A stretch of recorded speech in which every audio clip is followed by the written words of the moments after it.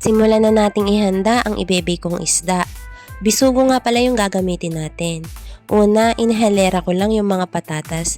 Laga na nga pala siya. Tapos yung foil nilagyan ko lang ng kaunting mantika para hindi dumikit. Ngayon naman, ihahalera natin yung mga kamatis.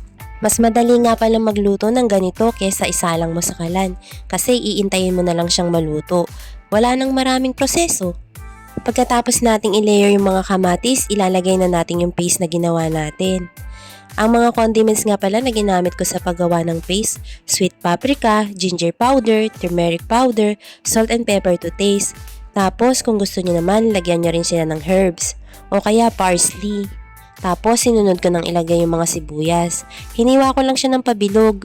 Nakadepende na sa inyo kung anong klase ng isda yung ibebake nyo. Kasi ako ang ginamit ko bisugo.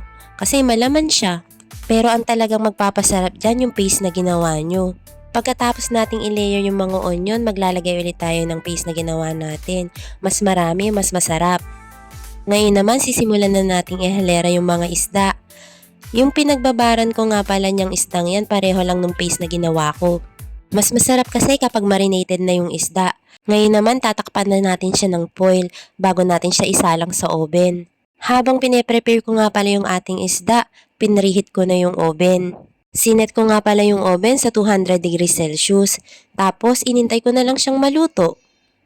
Pero kailangan nyo din siyang i-check kasi baka masunog. Napaka-convenient talaga ng recipe na to, lalo na sa tulad kong nanay. Kasi marami ka pang magagawa habang iniintay mong maluto yung isda.